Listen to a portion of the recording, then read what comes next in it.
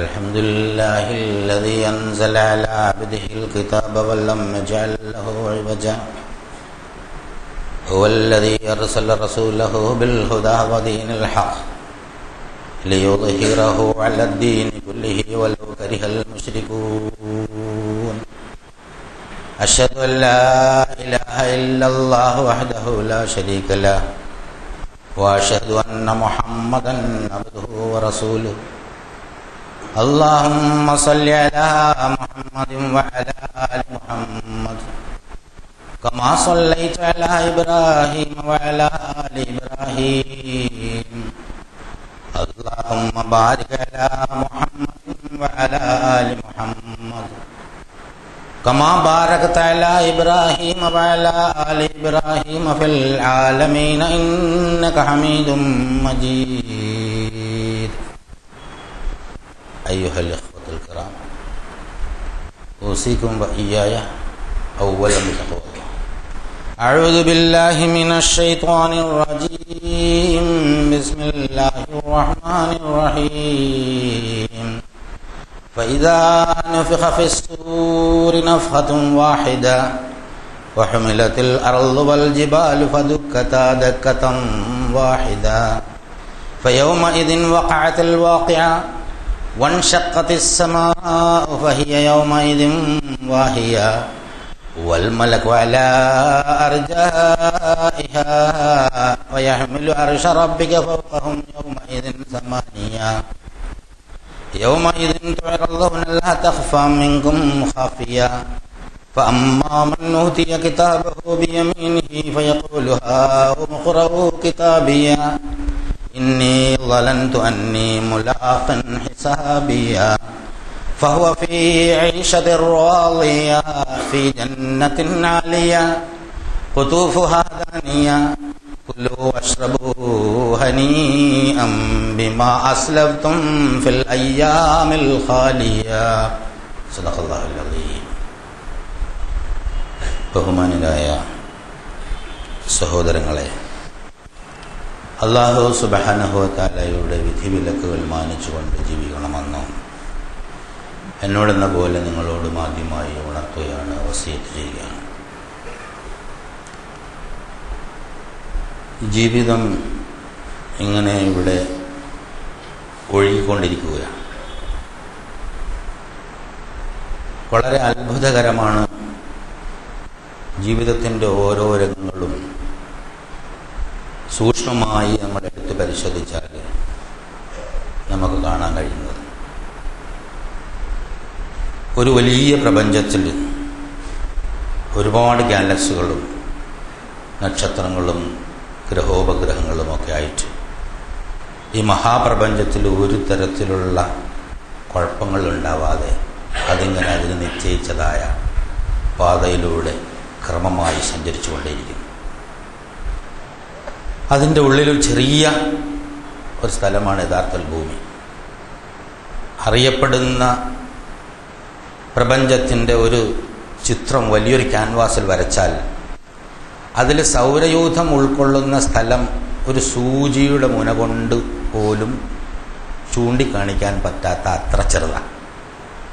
സൗരയൂഥം, ഭൂമിയല്ല, സൂര്യനല്ല. ഇന്ന് അറിയപ്പെടുന്ന 1250 കോടി ഗാലക്സികളുള്ള ഒരു പ്രപഞ്ചത്തിൻ്റെ ചിത്രം ഒരു വലിയ ബോർഡിൽ വരച്ചുണ്ടാക്കിയാൽ അതിലെവിടെയാണ് സൗരയൂഥം സ്ഥിതി ചെയ്യുന്നത് എന്ന് ചൂണ്ടിക്കാണിക്കാൻ ഉള്ള സ്ഥലം ഒരു സൂചിയുടെ മുന കൊണ്ട് കുത്തി കാണിക്കാൻ പറ്റാത്ത അത്ര ചെറുതാണ്. അപ്പോൾ അതാണ് മഹാപ്രപഞ്ചത്തിൻ്റെ വിസ്തൃതിയും വ്യാപ്തിയും. അതിൽ വളരെ ചെറിയ ഒരു ഗ്രഹത്തിൽ ഒരു കുറഞ്ഞ കാലത്തേക്കുള്ള ഒരു ജീവിതമാണ് യഥാർത്ഥത്തിൽ അല്ലാഹു സുബ്ഹാനഹു വ തആല മനുഷ്യരാശിക്ക് മൊത്തത്തിൽ തന്നെ തീരുമാനിച്ചിട്ടുള്ളത്. നമ്മൾ ജീവിതത്തെ മൊത്തം എടുത്തു നോക്കുമ്പോൾ കോടാനുകോടിക്കണക്കിന് വർഷങ്ങളായി എന്നൊക്കെ ആളുകൾ പറയാറുണ്ടെങ്കിലും ഒരു കൃത്യമായ കണക്ക് ആദനബി മുതൽ ഇന്നോട്ട് കൂട്ടിയാൽ ഉണ്ടാവില്ല എന്നുള്ള, അതിന് ശാസ്ത്രീയമായി തെളിയിക്കാൻ പറ്റുന്ന സംഗതികളൊന്നും ഇന്ന് നമ്മുടെ അടുത്ത് നിലവില്ല. കാർബൺ ഡേറ്റിങ്ങും അതുപോലെയുള്ള സംഗതികളൊക്കെ ഉണ്ടെങ്കിലും കൃത്യമായി ഇത്ര വർഷമാണ് ഭൂമിയിൽ മനുഷ്യജീവിതം ഉണ്ടായിട്ട് എന്ന് പറയാൻ കഴിയില്ല. ഏകദേശ കണക്കുകളൊക്കെ ശാസ്ത്രത്തിൻ്റെ ഭാഷയിൽ പലരും പറയുന്നു എന്നുള്ളതാണ്. അപ്പോൾ ഈ ഭൂമിയിലെ ജീവിതം ഒരു നിശ്ചിത കാലത്തേക്ക്, വലക്കും ഫിൽ അർദി മുസ്തഖറും വ മതാഉൻ ഇലാഹിൻ, ഒരു നിശ്ചിത കാലത്തേക്ക് വേണ്ടി മാത്രമുള്ള ഒരു ജീവിതം. ഇവിടെയും ജീവിതത്തിൻ്റെ എല്ലാ സംഗതികളും അല്ലാഹു സുബ്ഹാനഹു വ തആലയുടെ മഹത്തായ അനുഗ്രഹം കൊണ്ട് നിയന്ത്രിച്ചു കൊണ്ടിരിക്കുന്നത് കൊണ്ട് വലിയ കുഴപ്പങ്ങളൊന്നും ഉണ്ടാവാതെ പോകുന്നു. ഇടയ്ക്കിടയ്ക്ക് ചില പരീക്ഷണങ്ങൾ ഏർപ്പെടുത്തും, മനുഷ്യനെ ഓർമ്മിപ്പിക്കാനും ചിലപ്പോൾ അവൻ്റെ മഹാകുരുത്തക്കേടുകൾക്ക് ശിക്ഷയായിട്ടും ചിലപ്പോൾ പരീക്ഷണമായിട്ടുമൊക്കെ പലതരത്തിലുള്ള സംഗതികളും മനുഷ്യ ജീവിതത്തിൽ അല്ലാഹു സുബ്ഹാനഹു വ തആല ഏർപ്പെടുത്തും. സുഖ ദുഃഖ സമ്മിശ്രമാണ് ഭൗതിക ജീവിതം. മനുഷ്യനെ സംബന്ധിച്ചിടത്തോളം സുഖം മാത്രമുള്ള ഒരു കൂട്ടരെ അല്ലാഹു തആല പടച്ചിട്ടില്ല. അതുപോലെ എല്ലായ്പ്പോഴും ദുഃഖം മാത്രവും ആർക്കും അല്ലാഹു സുബ്ഹാനഹു വ തആല നൽകുകയുമില്ല. എത്ര കൊടിയ കാഫറോ മുനാഫിക്കോ ആയാൽ പോലും ദുഃഖം മാത്രം ഈ ഭൗതിക ലോകത്ത് അല്ലാഹു സുബ്ഹാനഹു വ തആല നൽകില്ല എന്ന അല്ലാഹുവിൻ്റെ പോളിസിയുടെ ഭാഗമാണ്. അതൊക്കെ അന്തിമമായി തീരുമാനിക്കേണ്ടത് പരലോക ജീവിതത്തിലാണ്. അപ്പോൾ ദുനിയാവിലെ സുഖ ദുഃഖങ്ങൾ അല്ലാഹു സുബ്ഹാനഹു വ തആലയുടെ പ്ലാൻ അനുസരിച്ച് ഇങ്ങനെ നടന്നുകൊണ്ടിരിക്കുന്നു. ചില കാര്യങ്ങളിൽ നമുക്ക് നല്ല സുഖം അനുഭവപ്പെടും, സന്തോഷം, ആനന്ദം, ആശ്വാസം. ചില സംഗതികൾ നമുക്ക് ദുഃഖവും വേദനയും ഉണ്ടാകും. ഈ സന്തോഷം അല്ലെങ്കിൽ ആനന്ദം, ആശ്വാസം അനുഭവിക്കുമ്പോൾ വേഗം തീർന്നു പോയതായിട്ട് തോന്നും. ദുഃഖം അതിൻ്റെ ഭാരം കൂടുമ്പോൾ ഒരുപാട് കാലമായി ഞാൻ ദുഃഖം അനുഭവിക്കുന്നുണ്ട് എന്നതാണ് മനുഷ്യ മനസ്സിന് അനുഭവപ്പെടുക. ഇത് മനുഷ്യ മനസ്സിൻ്റെ ഒരു പ്രത്യേകതയാണ്. യഥാർത്ഥത്തിൽ 1 മണിക്കൂർ സന്തോഷവും 1 മണിക്കൂർ ദുഃഖവും മനുഷ്യനെ അനുഭവിപ്പിച്ചാൽ ഈ 1 മണിക്കൂർ സന്തോഷം എന്നത് വളരെ കുറഞ്ഞ അവന് ഫീൽ ചെയ്യുള്ളൂ. ദുഃഖമാണെങ്കിലോ 1 മണിക്കൂർ എന്നുള്ളത് ഒരുപാട് കാലമായിട്ട് ഫീൽ ചെയ്യും. നമ്മുടെ നിത്യജീവിതത്തിൽ പരിശോധിച്ചറിയാം.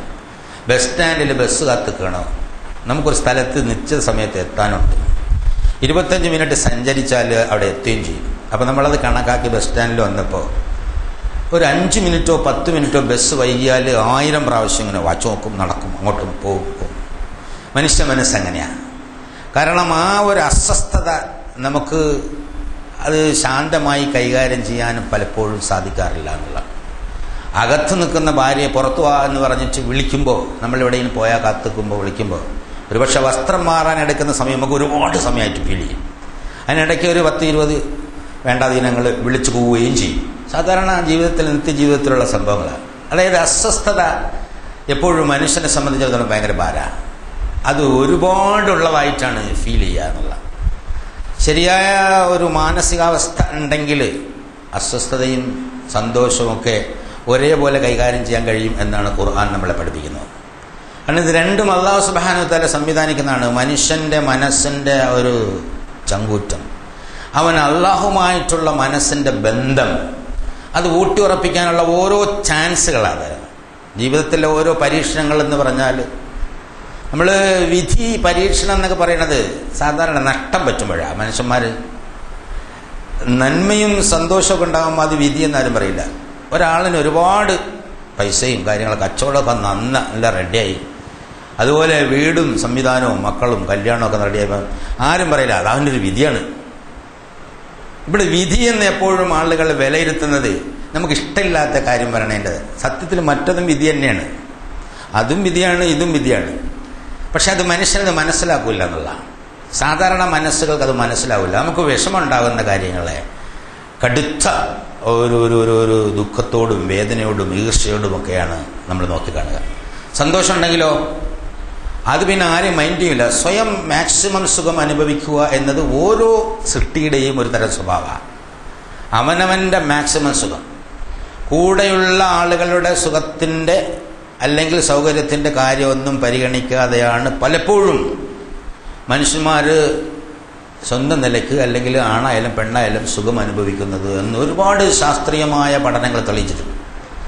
തകർന്നുപോയ ഒരുപാട് കുടുംബ ബന്ധങ്ങളെ കൗൺസിലിംഗ് നടത്തുമ്പോൾ നമുക്ക് മനസ്സിലാക്കാൻ സാധിക്കുന്നത് അവരുടെ കിടക്കറയിൽ പോലും കൂടെ പാർട്ട്ണറുടെ ഒരു സംതൃപ്തിയും ആശ്വാസവും കണക്കാക്കാതെ പെരുമാറുന്ന പുരുഷന്മാരുടെ പ്രവർത്തനത്തിൻ്റെ അനന്തരഫലമുണ്ട് കുടുംബ ബന്ധങ്ങൾ തകർന്നു പോവുകയും അതുപോലെ മക്കൾ തമ്മിലുള്ള ബന്ധം തകർന്നു പോവുകയും അവസാനം കോടതിയിൽ വെച്ച് പിരിയുകയൊക്കെ ചെയ്യുന്ന ഒരുപാട് കേസുകൾ.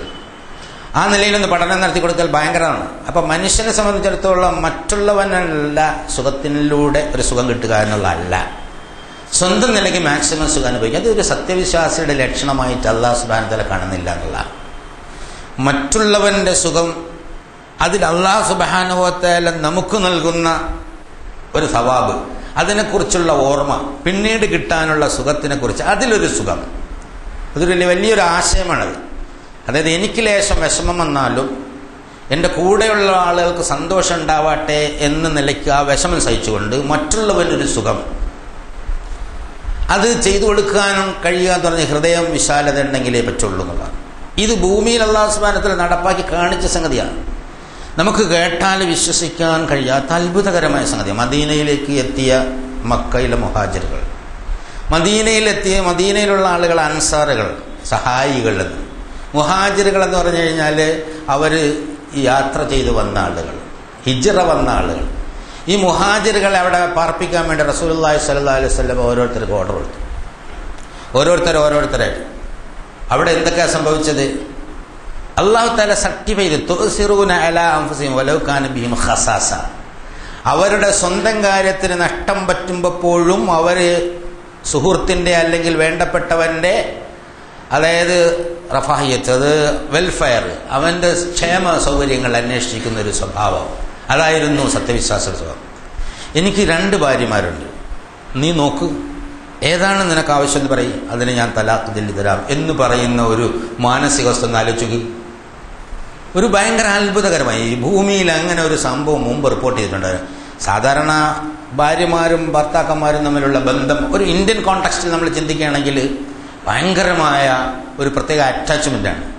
അതിലൊന്നിനെ ഞാൻ പറയണില്ല ഇന്നത് തരാമെന്നത്, ഒന്നിനെ നീ പറഞ്ഞോളൂ ഞാൻ തലാഖ് തരാം, എന്നിട്ട് നിനക്കത് കഴിഞ്ഞിട്ട് കല്യാണം കഴിക്കാം എന്ന് പറഞ്ഞിട്ട്. അങ്ങനെ അധികം ഭാര്യമാരുള്ളവർ ഭാര്യമാരെ ഇതിനേക്കാൾ കൂടുതൽ വേറെ ഒന്നുമില്ല, സ്വത്ത് പകുതി എടുത്തോ, വീട് അതിൻ്റെ പകുതി ഭാഗം നീ എടുത്തോ എന്നൊക്കെ പറഞ്ഞിട്ട് മറ്റുള്ളവന് ഇതല്ല പറഞ്ഞ്. കാരണം ഇവിടെ വളരെ കൃത്യമാണ് സംഗതി.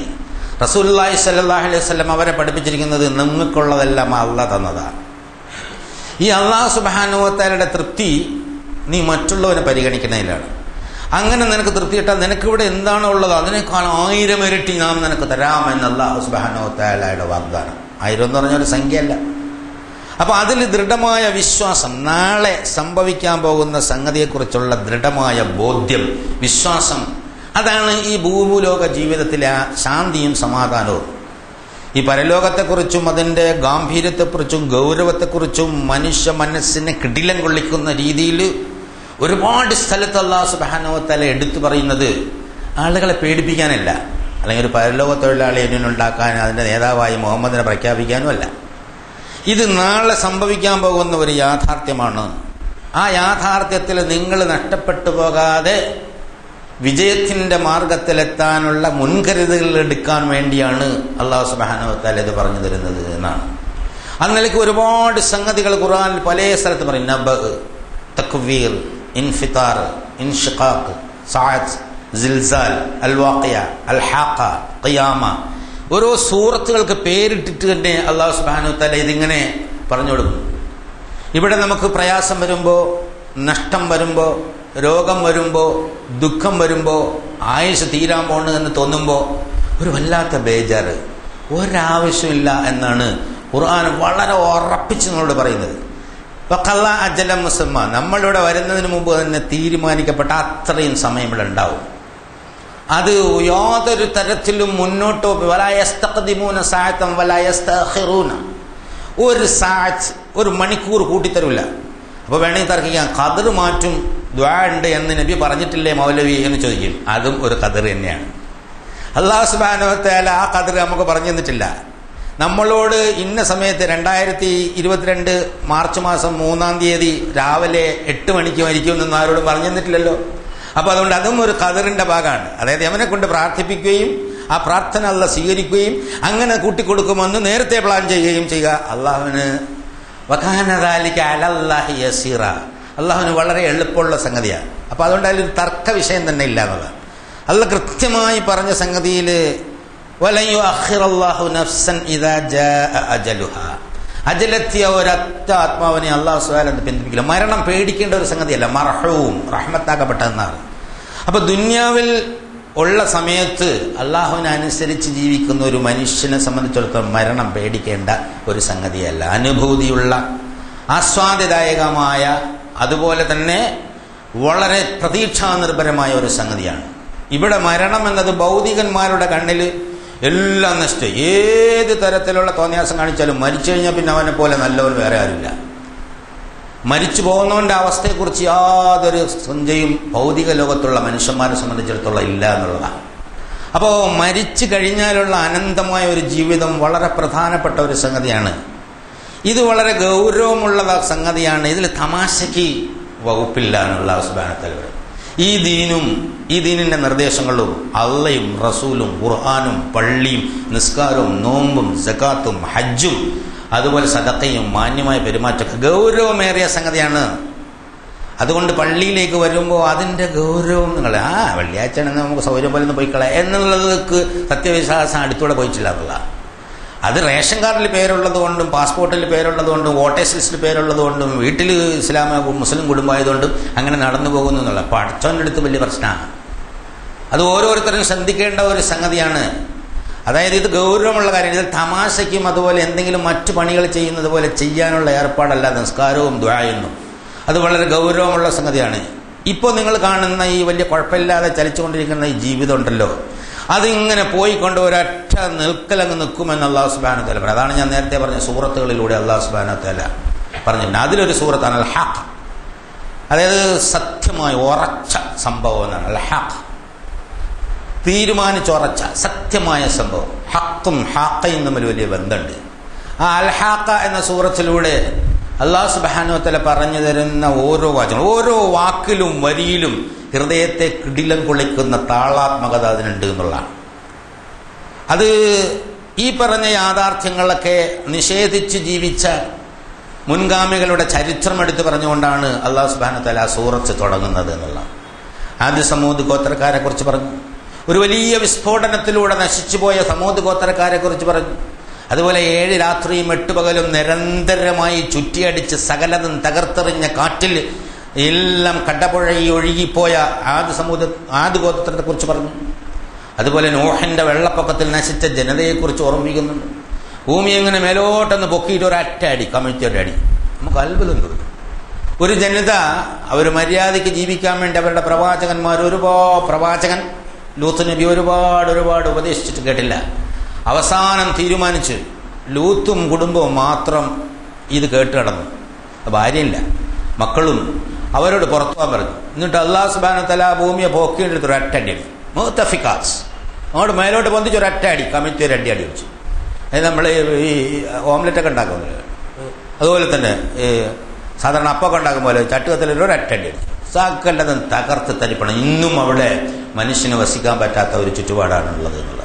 അതിങ്ങനെ നോക്കിയിട്ട് പറയുന്നത് ഉത്ബുദ്ധരായ ജനതയ്ക്ക്, ബോധമുള്ള ജനതയ്ക്ക് കഥ കേട്ട് ഉത്ബുദ്ധരാവാൻ വേണ്ടി അല്ലാഹു സുബ്ഹാനഹു വ തആല അത് പറഞ്ഞിട്ട് പറയാ വഇദാ നുഫിഖ ഫിസ്സൂർ, ഇതെല്ലാം കഴിഞ്ഞാൽ കാഹളത്തിലൊരു ഊതലുണ്ട്.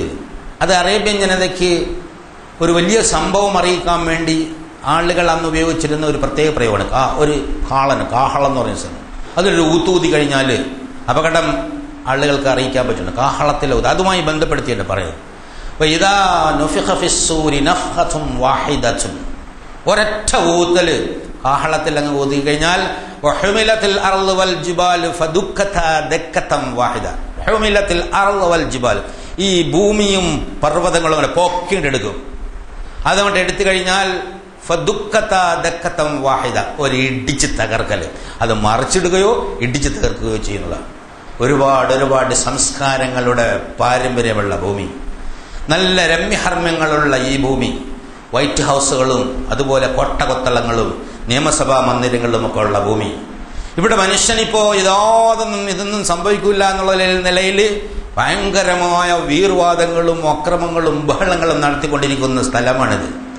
ഈ ഭൂമിയിൽ അധികാരം പിടിച്ചു പറ്റാൻ വേണ്ടി ഒരുപാട് രക്തം ചിന്തുന്നുണ്ട്, പൈസ ചെലവാക്കുന്നുണ്ട്, അഴിമതി കാണിക്കുന്നുണ്ട്, കള്ള ഏർപ്പാടുകളൊക്കെ നടത്തുന്നുണ്ട്, എല്ലാം ചെയ്യുന്നുണ്ട്. ഈ ഭൂമി ഉണ്ടല്ലോ, നിങ്ങൾ മനോഹരമായി കാണുന്ന ഈ ഭൂമി, നിങ്ങൾ വളരെ വലിയതായി കാണുന്ന കെട്ടിടങ്ങൾ, അതുപോലെ തന്നെ ഇവിടെയുള്ള പാലങ്ങളും അതുപോലെയുള്ള എല്ലാ സംഗതികളും ചേർന്ന ഈ ഭൂമി, അത് പർവ്വതങ്ങളോടൊപ്പം ഒരാറ്റ പോക്കാണ്ടിട്ട് പോകും. എന്നിട്ട് ഒരടിയടിക്കും, അത് അടിച്ച് തകർത്തരിപ്പണമാകും എന്ന് അല്ലാഹു സുബ്ഹാനഹു വ തആല പറയാ. ഫയൗമൈദിൻ വഖഅത്തുൽ വാഖിഅ, അന്നേ ദിവസം സംഭവിക്കേണ്ടതങ്ങ് സംഭവിക്കും. ഈ സംഭവം വരാൻ പോണതാണ്. ഓരോരുത്തരെ സംബന്ധിച്ചിടത്തോളം എപ്പോഴാണെന്ന് പറയാൻ പറ്റില്ല. അവിടെയാണ് വിഷയം. ഇത് നമ്മളെ വ്യക്തിപരമായി എങ്ങനെ ബാധിക്കുന്നു വെച്ച് കഴിഞ്ഞാൽ, നമ്മളെ ഖിയാമം ഈ ജനറൽ ഖിയാമത്തിന് നമ്മളുണ്ടായിക്കൊള്ളുന്നില്ല. നമ്മളെ സംബന്ധിച്ചിടത്തോളം എപ്പോഴാണ് പിടിക്കുന്നത് അപ്പം തന്നെയാണ്. അപ്പം ഇതൊക്കെ എടുത്ത് അടിക്കുമെന്നല്ല, നമ്മളാകപ്പെട്ട ബേജാറായി പോണ എല്ലാ രംഗങ്ങളും ആ ഓരോരുത്തരുടെയും റോഹ പിടിക്കുന്ന സമയത്ത് തന്നെ ഉണ്ടാവും. ആകപ്പാടെ ബേജാറ്, അവന് തല കറങ്ങും, ഭൂമി ആകെ ചുറ്റും സകലതും ഇളകിയും ബാകെ ആരുമില്ല, രക്ഷിക്കാനില്ല, ബേജാറ്, വെപ്രോളം, മലക്കുകൾ ഇങ്ങനെ ദണ്ടും അതും ഇതൊക്കെ ആയിട്ട് വരും. അന്നേരം അവന് സഹായിക്കാൻ സത്യവിശ്വാസം മാത്രമേ ഉണ്ടാവുകയുള്ളൂ. അത് അല്ലാഹു തആല തുടർന്ന് പറയും. അന്ന് സംഭവിക്കുമ്പോ വൻഷഖത്തിസ് സമാഉ ഫഹിയ യൗമഇദിൻ വാഹിയ, അതായത് അന്ന് മലകൾ, അന്ന് ഈ ആകാശം പൊട്ടിപ്പിളരും. ഇദസ്സമാഉൻ ഷഖത്ത്, ഇദസ്സമാഉൻ ഫതറത്ത് എന്നൊക്കെ ഒരുപാട് സ്ഥലത്ത് പറയാം. ഈ ഉപരിമണ്ഡലം, ആകാശം എന്ന് പറഞ്ഞാൽ ഇപ്പോഴും ആർക്കും അറിയില്ല കേട്ടോ. ആകാശം ഇവിടെ അറബിയിൽ സമാ എന്ന് പറഞ്ഞാൽ ഉപരിമണ്ഡലം എന്നുള്ള അർത്ഥമേ ഉള്ളൂ. ആകാശം എന്ന് പറഞ്ഞ സംഗതി എന്താണെന്ന് ആർക്കും അറിയില്ല. ഒരു ശാസ്ത്രജ്ഞനും അറിയില്ല, ഒരു പണ്ഡിതനും അറിയില്ല എന്താ ഈ ആകാശം.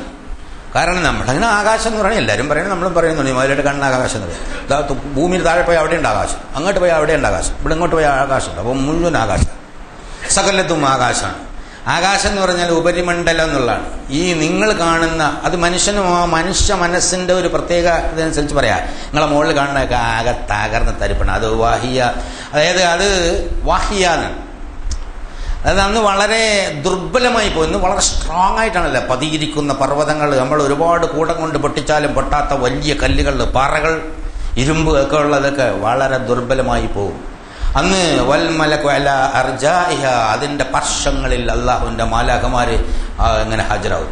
നിയമസഭയിൽ വാച്ചൻ വാർഡ് എന്ന് പറഞ്ഞ് വന്നെന്നൊക്കെ പറയില്ലേ, അതിൽ പോലീസ് എന്ന് പറയില്ലേ, അള്ളാഹുവിന്റെ മാലാഖമാര് അതിന്റെ എല്ലാ ചുറ്റിലും അന്ന് ചാർജ് എടുക്കും അവര്. അതായത് ഇതെല്ലാം തകർത്ത് പൊടിച്ച് ധൂമധൂളികൾ, കാനത്ത് ഹബഅം മുംബസ, ധൂമധൂളികളായി പോകാൻ വേണ്ടി അല്ലാഹു സുബ്ഹാനഹു വ തആല ഉദ്യോഗം ഏൽപ്പിച്ചിരിക്കുന്ന മാലാഖമാരെ ചാർജ് എടുക്കും. നല്ല എല്ലാ ആളുകളും വളരെ, അവർക്ക് യാതൊരു തരത്തിലുള്ള കാരുണ്യവും അന്നേരം ഉണ്ടാവില്ല എന്നുള്ളതാണ്. അന്നേരം വയഹ്മിലു അർശ റബ്ബിക ഫൗഖഹും യൗമഇദിൻ സമാനിയ, അതിന്റെ മുകളിൽ നിന്റെ രക്ഷിതാവിന്റെ സിംഹാസനം 8 കൂട്ടർ ചുമന്നു കൊണ്ടുവരും. എന്ന് പറഞ്ഞാൽ 8 കൂട്ടർ ചുമന്നു, 4 ആളുകൾ ചുമക്കുന്ന പല്ലക്കിനെ കുറിച്ച് പരിചയമുള്ള ആളുകളെ ഒന്ന് അത്ഭുതപ്പെടുത്താൻ വേണ്ടി പറഞ്ഞ, നിന്റെ രക്ഷിതാവ് അന്ന് ആ സിംഹാസനത്തിൽ ഇങ്ങനെ വരും. ഇന്നുള്ളത് നീ കാണുന്ന ആ ചുമട്ടുകാരുണ്ടല്ലോ, അതിനേക്കാൾ എത്രയോ ഇരട്ടി ചുമട്ടുകാരുടെ ചുമലിൽ നിന്റെ രക്ഷിതാവിന്റെ സിംഹാസനം. അന്ന് നിന്റെ രക്ഷിതാവ് എന്ന് വെച്ചാൽ അള്ളാഹുവിന്റെ പ്രസൻസ് നിനക്ക് ഫീൽ ചെയ്യും, അള്ളാഹുവിനെ നീ കാണും, ശരിക്കും അള്ളാഹുവിനെ നിനക്ക് മനസ്സിലാവും എന്നാണ് പറയുന്നത്. യൗമഇദിൻ തുഅറല്ലൂന ലാ തഖ്ഫാ മിൻകും ഖഫിയ, അന്ന് നിങ്ങളെ പരസ്യമായി വിചാരണ ചെയ്യും. ഒട്ടനെ ചടുലമായി പരലോകത്തേക്ക് പ്രവേശിക്കുക. ഒറ്റ ഊത്ത് എല്ലാം നശിപ്പിച്ചു, അടിച്ചു പരത്തി, പുതിയ ആകാശം പുതിയ ഭൂമി എന്നൊക്കെ വേറെ സ്ഥലത്ത് അല്ലാഹു തആല പറയുന്നു. എന്നിട്ട് അന്ന് നിങ്ങളെ പരസ്യമായി വിചാരണ ചെയ്യും. രഹസ്യ വിചാരണയല്ല, പരസ്യ വിചാരണയാണ്. കാരണം നമ്മളെ എതിരാളികൾ, നമ്മൾ ആർക്ക് എതിരായിട്ടാണ് ചെയ്തത് അവനും അവിടെ ഹാജരുണ്ടാവും. ആകെയുള്ളത് അവനും ഇതുപോലെ കുഴപ്പത്തിലാണ്, അതുകൊണ്ട് കഴിച്ചിലാവുക എന്നുള്ളൊരു ചിന്ത മാത്രമേ ഉള്ളൂ. കാരണം എല്ലാവരും ആകപ്പാടെ കുഴപ്പത്തിലായിരിക്കുന്ന ഒരു പ്രത്യേക ഒരു സന്ദർഭമാണ്. അന്നേരം വളരെ ഹ്രസ്വമായി അവിടെ പറയുന്നു, എല്ലാ ആളുകളെയും അവിടെ നിരത്തി നിർത്തും.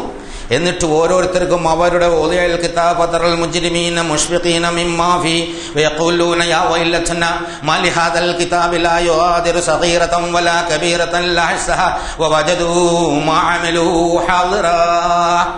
എല്ലാം അവിടെ ഹാജരാകും. വവജദൂ മാ അമിലൂ ഹാദിറാ, അവിടെ രേഖ അവിടെ വെച്ച് കഴിഞ്ഞാൽ അതായത് ഇവിടെ നിന്നൊരു മൈക്രോ ചിപ്പ് റെക്കോർഡിംഗ് ഉണ്ട്, അത് ഇങ്ങനെ അതിൻ്റെ CD കമ്പാക്ട് ഡിസ്ക് അല്ലേ, ഇനി അതിനേക്കാൾ വലിയ സംഗതികളുണ്ട്. ഇപ്പോൾ നമ്മളെ ഈ പെൻഡ്രൈവ് ഒന്നുമല്ല, അതിനേക്കാൾ വലിയ ഭയങ്കരമായ റെക്കോർഡിങ്, ജീവിതം മുഴുവനുള്ള റെക്കോർഡിങ്ങുള്ള ചെറിയൊരു സാധനം അവിടെ എടുത്ത് ഫിറ്റ് ചെയ്ത് കൊടുത്താൽ എല്ലാം ഇങ്ങനെ സ്ക്രീൻ അവൻ പ്രവർത്തിച്ചതെല്ലാം അവിടെ കാണും. പ്രവർത്തിച്ച മാത്രമല്ല, വികാരങ്ങളും വിചാരങ്ങളും ചിന്തയും ആശയവും ഉദ്ദേശവും ലക്ഷ്യവും എല്ലാം അവിടെ അല്ലാഹു സുബ്ഹാനഹു വ തആല അങ്ങനെ പ്രദർശിപ്പിക്കുക മാത്രം പോരാ, എല്ലാവരെയും അവിടെ നിർത്തിയിട്ട് ഓരോരുത്തർക്ക് ഇഖ്റ കിതാബക കഫാ ബിനഫ്സിക അൽയൗമ അലൈക ഹസിബ, ഓരോരുത്തർക്ക് പ്രിന്റ് ഔട്ട് എടുത്ത് കൊടുക്കാൻ പറയും. പ്രിന്റ് ഔട്ടേ എല്ലാവർക്കും പ്രിന്റ് ഔട്ട് കയ്യിൽ കൊടുക്കും, ഇങ്ങനെ വിതരണം ചെയ്യും. മലക്കുകൾ എൻ്റെ പ്രിന്റ് ഔട്ട് എടുത്ത് വിതരണം ചെയ്യും. കിതാബ് അവൻ്റെ കയ്യിൽ കൊടുക്കുമെന്ന് പറഞ്ഞാൽ ഓരോരുത്തരുടെ കർമ്മത്തിന്റെ കണക്ക് പുസ്തകം എന്ന് പറയാം, വലിയ പുസ്തകമായിരിക്കും. അത് ഇവിടെ തരത്തിലുള്ള പുസ്തകമൊന്നുമില്ല. അതൊക്കെ അവന് ശരിയായ നിലയിൽ മനസ്സിലാക്കാൻ പറ്റിയ ഒരു ടെക്നോളജി യഥാർത്ഥത്തിൽ ഭൂമിയിൽ നിന്ന് തന്നെ ഇപ്പോൾ ഡെവലപ്പ് ചെയ്തിട്ടുണ്ടല്ലോ, അത് ഇങ്ങനെയാണ്ട് കാട്ടിക്കൊടുക്കും. അത് അവൻ്റെ അടുത്തേക്ക് വരും. അപ്പോൾ അത് കൈനീട്ടി വാങ്ങുന്ന ആളുകളുണ്ടാവും. അതായത് രണ്ട് വിഭാഗം മനുഷ്യന്മാരിന്ന് ഒരുപാട് തരത്തിലല്ല ഇവിടെ ജീവിക്കുന്നത്. അത് അവസാനം വ്യക്തമായി രണ്ട് വിഭാഗമായി തിരിയും. ആ വ്യക്തമായ രണ്ട് വിഭാഗം, സത്യവിശ്വാസത്തിന്റെ സ്വർഗത്തിന്റെ അഹലുകാർ ഒരു വിഭാഗവും, നിഷേധികളും നെമ്മാടികളും അതുപോലെ മുനാഫിക്കുകളും വേറെ വിഭാഗവുമായി അങ്ങനെ തിരിയുന്ന ഒരു രംഗം ഉണ്ടാവും.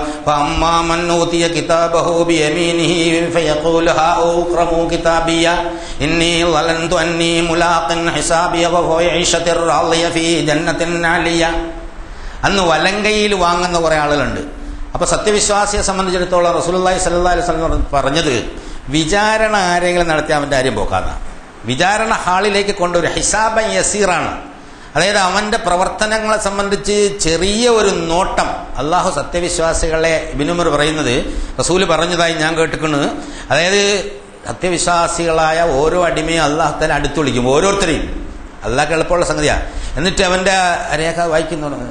അപ്പൊ അവന്റെ സൽക്കർമ്മങ്ങൾ വായിക്കുമ്പോൾ നല്ല മുഖപ്രസാദത്തോടുകൂടി സൽക്കർമ്മങ്ങൾ ഇങ്ങനെ വായിച്ചുകൊണ്ടിരിക്കുന്നതിനിടയിൽ ദുഷ്കർമ്മങ്ങളും വരും, പുറത്തു പോകാത്ത ദുഷ്കർമ്മങ്ങൾ വരും. അപ്പൊ അവന്റെ മുഖം ആകെ മ്ലാനമായി ബേജാറായി കൈകാലൊക്കെ കണ്ട് വറയ്ക്കാൻ തുടങ്ങും. അതൊന്നും മിണ്ടൂല, വായിക്കുന്നു പറയും.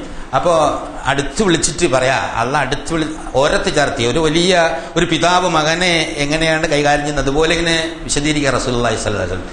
സാരല്ല, അത് ഞാൻ പുറത്തു നിന്നിരിക്കുന്നു നിനക്ക്, കാരണം നീ സത്യവിശ്വാസിയാണല്ലോ. അപ്പോൾ അവൻ്റെ വീണ്ടും പ്രശ്നമുണ്ടാവും. എന്നിട്ട് വീണ്ടും നന്മ വായിക്കുകയും തിന്മ വായിക്കുകയും ചെയ്യുമ്പോൾ ഉണ്ടാകുന്ന രംഗങ്ങൾ സുദീർഘമായ ഹദീസിൽ പറയും. എന്നിട്ട് അവസാനം അവന് ഉടനെ രക്ഷപ്പെടുന്ന കൂട്ടത്തിലേക്ക് മാറ്റിവിടും എന്നുള്ള ആ സത്യവിശ്വാസികളുടെ കാര്യം പോലും അങ്ങനെയാണ്. അതായത് എല്ലാ പ്രവാചകന്മാരെയും അങ്ങനെ ഈ പ്രോസസ്സിലൂടെ തന്നെ കൊണ്ടുപോകുള്ളൂ. മുഹമ്മദ് നബി സ്വർഗം അല്ലാഹു തആല വാഗ്ദാനം, എല്ലാ പ്രവാചകന്മാർക്കും സ്വർഗം വാഗ്ദാനം. അതുകൊണ്ട് സർട്ടിഫിക്കറ്റ് കിട്ടി NOC ഓടിക്കോ എന്ന് പറയില്ല. എല്ലാവരും ഈ പ്രോസസ്സിലൂടെ വരും. ഇന്ന് കാണുന്ന ഈ വിവരമൊന്നും അന്നേരം ഉണ്ടാവില്ല. അന്നേരം ആ മാനസിക സാഹചര്യമായിരിക്കും ഉണ്ടാവുക. ഇന്നിപ്പോൾ നമുക്ക് വിവരമുണ്ടല്ലോ. ഇപ്പം നമുക്കറിയാം ഈസാ നബി വരുമെന്ന്. ഈസാ നബിയെ കണ്ടു ചോദിച്ചാൽ ഈസാ നബിക്ക് അറിയില്ല എങ്ങോട്ട് വരുമെന്ന്. ഇത് അല്ലാഹു സുബ്ഹാനഹു വ തആല പറഞ്ഞു തന്നത് കൊണ്ട് നമുക്ക് ഇപ്പോൾ ഇവിടെ മനസ്സിലാവും. അവിടെ ചെല്ലുമ്പോൾ ഈ ഓർമ്മ അല്ലാഹു തആല അങ്ങോട്ട് എടുത്തു കളയും. അപ്പോൾ അവിടെ വെച്ച് വലങ്കയിൽ കിതാബ് കിട്ടി ഇതൊക്കെ വായിച്ചു നോക്കുമ്പോൾ രക്ഷപ്പെട്ടു എന്ന് തോന്നുമ്പോൾ അവൻ പറയും, യഖൂൽ, അവൻ വിളിച്ച് സന്തോഷത്തോടെ പറയാം, ഹാഉ മുഖ്റഉ കിതാബിയ, എൻ്റെ പുസ്തകം ഒന്ന് വായിച്ചു നോക്കുക എന്ന് പറയും. അതായത് ഇന്നി വലൻതു അന്നി മുലാഖിൻ ഹിസാബിയ, ഇങ്ങനെ ഒരു വിചാരണയും അതുപോലെ തന്നെ ഒരു കണക്ക് നോക്കലൊക്കെ ഉണ്ടാവുമെന്ന് എനിക്ക് നല്ല ബോധ്യം ഉണ്ടായിരുന്നു. അതുകൊണ്ട് ഞാൻ അതിനനുസരിച്ചായിരുന്നു അവിടെ ജീവിച്ചത്. അങ്ങനെയുള്ള ഫഹുവ ഫി ഐഷത്തിർ റാളിയ, അവന് സംതൃപ്തമായ ഒരു ജീവിതം. അപ്പൊ ജീവിതത്തിന്റെ അന്തിമമായ സംതൃപ്തി ഉണ്ടാവണമെങ്കിൽ എന്ത് ചെയ്യണം, എങ്ങനെ പെരുമാറണം എന്നതിനെക്കുറിച്ച് പഠിപ്പിക്കാനാണ് നാളെ യാഥാർത്ഥ്യമായി വരാൻ പോകുന്ന ഒരു സംഗതിയുടെ ഒരു പിക്ചർ. അതായത് അതിന്റെ ഒരു ആഖ്യാനം അല്ലാഹു സുബ്ഹാനഹു വ തആല നൽകുന്നത്. ഫി ജന്നത്തിൻ ആലിയ, ഉന്നതമായ സ്വർഗസോപാനത്തിലായിരിക്കും. ഖുതൂഫുഹാ ദാനിയ, പിന്നെ അവിടെ പറയാം, അവിടെ അവൻ ആവശ്യപ്പെടുന്ന പഴങ്ങൾ ഇങ്ങനെ ചാഞ്ഞു വരും അവൻ്റെ അടുത്ത്. ഇത് വെറുതെ അല്ല, അതൊരു സത്യമാണ്, ഇത് സത്യമാണ് എന്നാണ്. ഖുതൂഫുഹാ ദാനിയ. എന്നിട്ട് അവനോട് പറയും, കുലൂ വശ്റബൂ ഹനീഅം ബിമാ അസ്ലഫ്തും ഫിൽ അയ്യാമിൽ ഖാലിയ, കഴിഞ്ഞ നാളുകളിൽ നിങ്ങൾ ചെയ്ത ആ നല്ല പ്രവർത്തനങ്ങളുടെ ഫലമായി ഇന്ന് നിങ്ങൾ കുടിക്കുകയും തിന്നുകയും ചെയ്ത് സന്തോഷത്തോടെ സംതൃപ്തമായ ജീവിതത്തിൽ കഴിഞ്ഞുകൊള്ളുക എന്ന് പറയപ്പെടുന്ന ഒരു വിഭാഗം ഉണ്ടാകും. ആ വിഭാഗത്തിലാകണം നിങ്ങൾ പെടേണ്ടത് എന്ന് മനുഷ്യനെ വളരെ ശക്തമായ ഉത്ബോധനം നൽകുന്നതിന് വേണ്ടിയാണ് ഈ ചിത്രീകരണം അല്ലാഹു സുബ്ഹാനഹു വ തആല നടത്തിയത്. അത് ശരിക്കും പഠിപ്പിക്കുകയും ചെയ്ത റസൂലുള്ളാഹി സ്വല്ലല്ലാഹു അലൈഹി വസല്ലമയും അനുയായികളും ഈ ഭൂമിയിൽ അത് പ്രാവർത്തികമാക്കുകയും സ്വർഗം നേടാൻ അർഹത സ്വർഗം കിട്ടാൻ അർഹത അവർ നേടിയെടുക്കുകയും ചെയ്തു എന്നുള്ള ആ വഴിത്താര പിന്തുടരുന്ന നമ്മളും ആ നിലയ്ക്ക് തന്നെയാണ് എത്തേണ്ടത്. അങ്ങനെ എത്താൻ പരിശ്രമിക്കുക. കാരുണ്യവാനായ തമ്പുരാൻ നമുക്ക് തൗഫീഖ് നൽകി അനുഗ്രഹിക്കുമാറാകട്ടെ.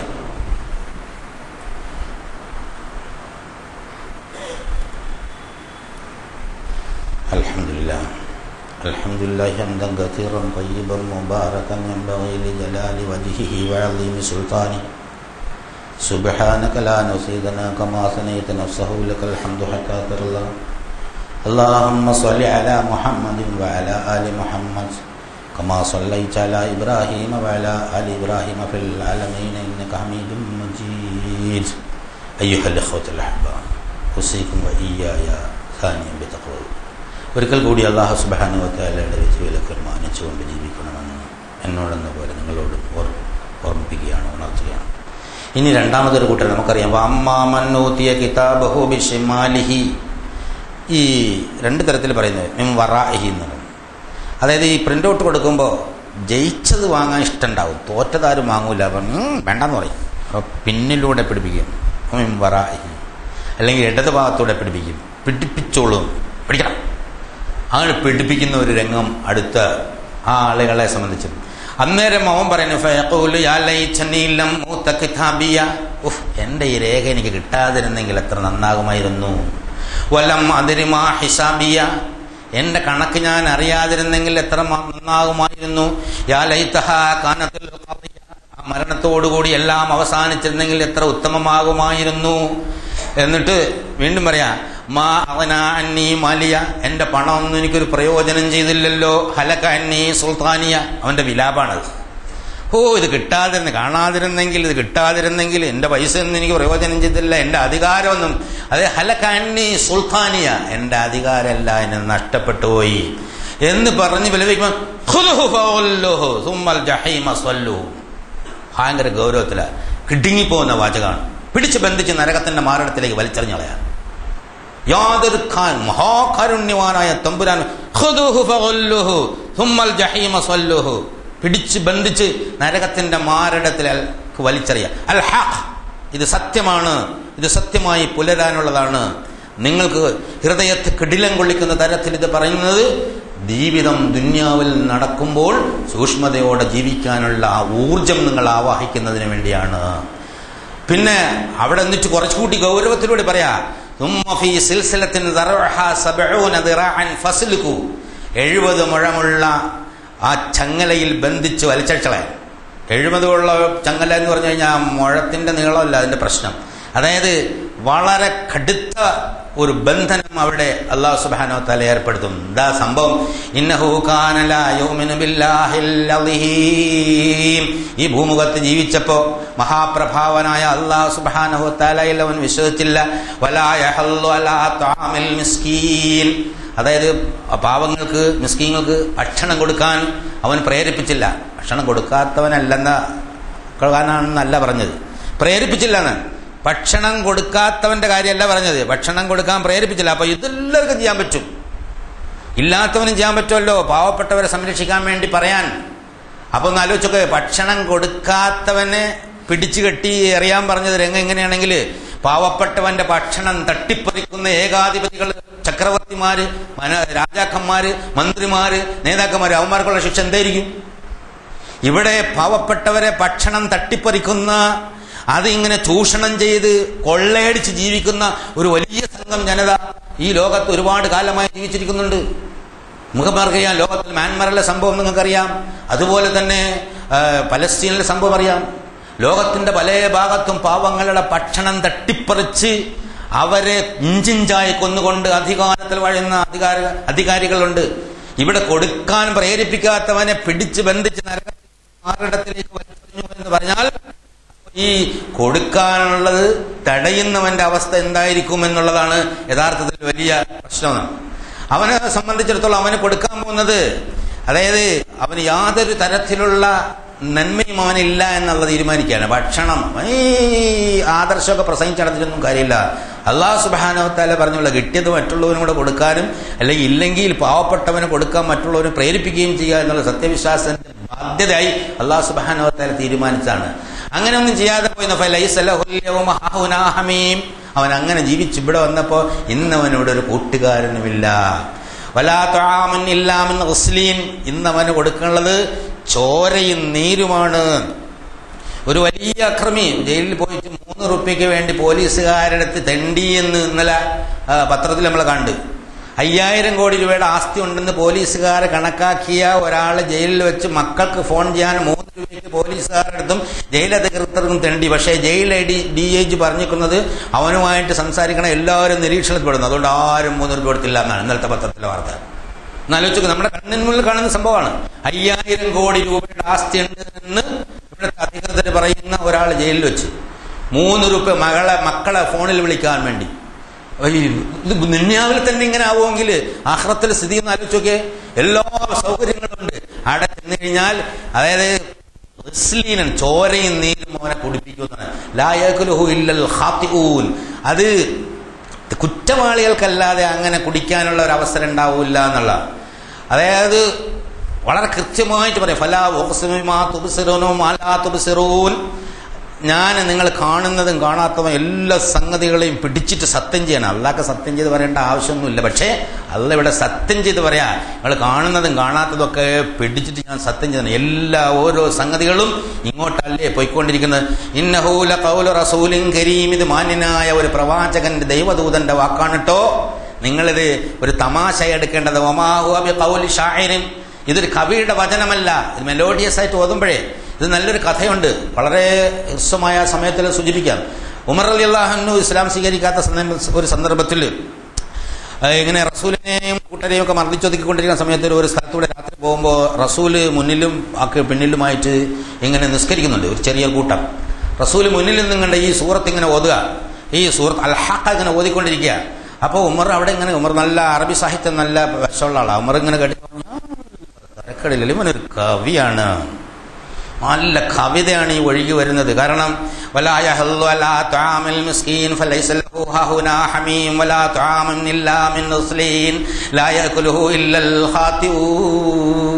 എന്നൊക്കെ ഓതുമ്പോ മൂപ്പർക്ക് തോന്നിയത് ഇത് ഒരു നല്ല കവിതയാണ്. ഒട്ടനെ റസൂലിന്റെ വായിന്ന് വന്നത് ഇന്നഹു ലഖൗലു റസൂലിൻ കരീം, ഇത് മാന്യനായ ഒരു പ്രവാചകന്റെ വാക്കുകളാണ്. വമാ ഹുവ ബിഖൗലി ഷാഇരിൻ, ഇത് കവിയുടെ വാക്കല്ലട്ടോ. ഉമറാകെ ബേജാറായി. ഞാൻ കവിയുടെ വാചകമാണെന്ന് പറഞ്ഞത് മുഹമ്മദ് കേട്ടോ? എന്തപ്പോ അയാൾ പറയണത്? ഇത് കവിയുടെ വാക്കല്ല.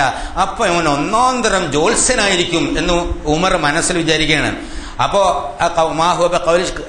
ഷായരി എന്ന് പറഞ്ഞിട്ട് ഖലീലം മാ തുമിനു, അല്പം മാത്രമേ നിങ്ങൾ വിശ്വസിക്കുന്നുള്ളൂ എന്ന് പറയുമ്പോൾ ഉമർ വിചാരിച്ചത് ജോത്സ്യനായിരിക്കും ഇയാള്. ഇത് ജോത്സ്യന്റെ വചനങ്ങളല്ല കേട്ടോ എന്ന് റസൂലുള്ളാഹി സ്വല്ലല്ലാഹു അലൈഹി വസല്ലം ഉമർ അടിമുട്ടി വിറച്ചുപോയി എന്നുള്ളതാണ്. ഇത് പ്രവാചകൻ ഓതുമ്പോ ഉമർ വിചാരിച്ചത് കവിയുടെ വാചകമാണ്. അത് ഉമർ ഇങ്ങനെ പറയാ മനസ്സിൽ, കവിയുടെ വാചകം. അപ്പോ അത് ഉടനെ റസൂല് അത് ഖൗലു ഷാഇർ അല്ലട്ടോ എന്ന് പറഞ്ഞപ്പോ ഇത് ജോത്സ്യനായിരിക്കും, കാര്യം ഞാൻ മനസ്സ് കണ്ടത് ഓൻ കണ്ടിക്കണല്ലോ. അപ്പോ അത് ശരിയായതല്ലേ. വമാ ഹുവ ബിഖൗലി കാഹിനിൻ, ഇത് കാഹിന്റെ വാക്കല്ലട്ടോ, അത് പ്രവചനമല്ലട്ടോ, ജോത്സ്യന്റെ പ്രവചനമല്ല. ഖലീലം മാ തദക്കറൂൻ, അല്പം മാത്രമേ നിങ്ങൾ ഗ്രഹിക്കുന്നുള്ളൂ.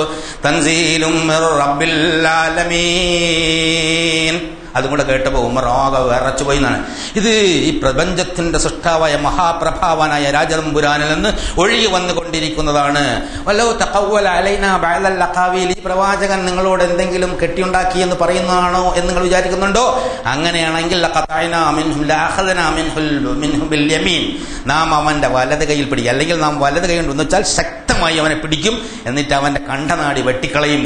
അന്നേരം നിങ്ങൾക്ക് ആർക്കും സഹായിക്കാൻ സാധ്യമാവുകയില്ല എന്ന് അല്ലാഹു സുബ്ഹാനഹു വ തആല പറഞ്ഞു. ഇതിന്റെ അർത്ഥം ഈ സംഗതി നിങ്ങളെ പേടിപ്പിക്കാൻ വേണ്ടി ഇന്നഹു ലതദ്കിറത്തുൻ ലിൽ മുത്തഖീൻ, സൂക്ഷ്മതയുള്ളവർക്ക് ഒരു സ്മരണയാണ്. നിങ്ങളിത് നിഷേധിക്കുന്ന കാര്യമൊക്കെ എനിക്കറിയാം. അതുകൊണ്ട് നിഷേധികൾക്ക് വഇന്നഹു ലഹസ്റത്തുൻ അലൽ കാഫിരീൻ, നിഷേധികൾക്ക് നഷ്ടം മാത്രമേ ഉണ്ടാക്കുകയുള്ളൂ. വഇന്നഹു ലഹഖുൽ യഖീൻ, സത്യമായും സംഭവിക്കാൻ പോകുന്ന ഒരു സംഗതിയാണ്. ഫസബ്ബിഹ് ബിസ്മി റബ്ബിക്കൽ അളീം, അതുകൊണ്ട് നിങ്ങൾ നിങ്ങളുടെ രക്ഷിതാവിൻ്റെ അവദാനങ്ങളെ വാഴ്ത്തിപ്പാടിക്കൊള്ളുക, അല്ലാഹുമായി അടുത്തുകൊള്ളുക. അങ്ങനെ അള്ളാഹുവിനോട് അടുക്കുന്ന സത്യവിശ്വാസികളുടെ കൂട്ടത്തിൽ അല്ലാഹു സുബ്ഹാനഹു വ തആല നമ്മളെ വരെയാക്കി അനുഗ്രഹിക്കുമാറാകട്ടെ. ഇന്നല്ലാഹ മലായികതുഹു യസല്ലൂന അലൻ നബി യാ അയ്യുഹല്ലദീന ആമനൂ സല്ലു അലൈഹി വസല്ലിമു തസ്ലീമാ. അല്ലാഹുമ്മ സല്ലി അലാ മുഹമ്മദിൻ വഅലാ ആലി മുഹമ്മദ് കമാ സല്ലൈത അലാ ഇബ്രാഹീമ വഅലാ ആലി ഇബ്രാഹീമ ഫിൽ ആലമീന ഇന്നക ഹമീദും മജീദ്. അല്ലാഹുമ്മ അർളഅന അബൂബക്കർ വഉമർ വഉസ്മാൻ വഅലിയ ബഖിയത്തി സ്വഹാബി റസൂലില്ലാഹി അജ്മഈൻ. കാരുണ്യവാനായ തമ്പുരാനെ, ഞങ്ങളുടെ എല്ലാ വൻപാപങ്ങളും ചെറുപാപങ്ങളും നീ പുറത്തുമാക്കാത്തവനെ തമ്പുരാനെ. ഞങ്ങളുടെ മാതാപിതാക്കന്മാർക്കും ഭാര്യ സന്താനങ്ങൾക്കും സഹോദരങ്ങൾക്കും സുഹൃത്തുക്കൾക്കും നാട്ടാർക്കും മുഴുവൻ സത്യവിശ്വാസികൾക്കും മുൻകാല സത്യവിശ്വാസികൾക്കും നീ പുറത്തുമാക്കാക്കി തരണേ തമ്പുരാനെ. നാഥ, ഞങ്ങളിലുള്ള രോഗങ്ങളെല്ലാം നിശിവയാക്കി തരണേ തമ്പുരാനെ. അല്ലാഹുവേ, രോഗങ്ങളുകൊണ്ട് പ്രയാസപ്പെടുന്ന എല്ലാവരുടെയും രോഗം നിശിവയാക്കി കൊടുക്കണേ തമ്പുരാനെ. അവരുടെ വേണ്ടപ്പെട്ടവർക്ക് ആശ്വാസവും സമാധാനം നൽകണേ തമ്പുരാനെ. ഞങ്ങളുടെ ഹലാലായ എല്ലാ ഉദ്ദേശങ്ങളും നിറവേറ്റി തരണേ തമ്പുരാനെ. ഞങ്ങളുടെ കുടുംബത്തിൽ ഖൈറും ബർക്കത്തും നൽകണേ തമ്പുരാനെ. ഈ ഖുർആൻ യഥാവിധം മനസ്സിലാക്കാനും മറ്റുള്ളവർക്ക് എത്തിക്കാനുള്ള തൗഫീഖ് നീ ഞങ്ങൾക്ക് നൽകി അനുഗ്രഹിക്കണേ തമ്പുരാനെ. ഖുർആന്റെ തണലിൽ ജീവിച്ചുകൊണ്ട് ആശ്വാസകരമായി നിന്നിലേക്ക് മടങ്ങാനുള്ള തൗഫീഖ് നൽകണേ തമ്പുരാനെ. സക്രാത്തുൽ മൗത്തിന്റെ അവസ്ഥ ഞങ്ങൾക്ക് ആശ്വാസപ്രദമാക്കണേ തമ്പുരാനെ. ഖബറിടങ്ങൾ പ്രകാശപൂരിതങ്ങളാക്കണേ തമ്പുരാനെ. സ്വർഗത്തിൽ നിന്റെ ലിഖാഹ് നൽകി അനുഗ്രഹിക്കണേ തമ്പുരാനെ. നരകശിക്ഷയിൽ ഞങ്ങളെ കാക്കണേ തമ്പുരാനെ. നാഥ, ഞങ്ങളുടെ പ്രാർത്ഥന സ്വീകരിച്ച് ഉത്തരം നൽകി അനുഗ്രഹിക്കണേ തമ്പുരാനെ. اللهم اغفر للمؤمنين والمؤمنات والمسلمين والمسلمات الأحياء منهم والأموات. اللهم أعز الإسلام والمسلمين. اللهم أعز الإسلام والمسلمين. اللهم أعز الإسلام والمسلمين. اللهم انصر أعمال المجاهدين في كل أماكن الأرض يا أرحم الراحمين. ربنا آتنا في الدنيا حسنة وفي الآخرة حسنة وقنا عذاب النار. وآخر دعوانا الحمد لله رب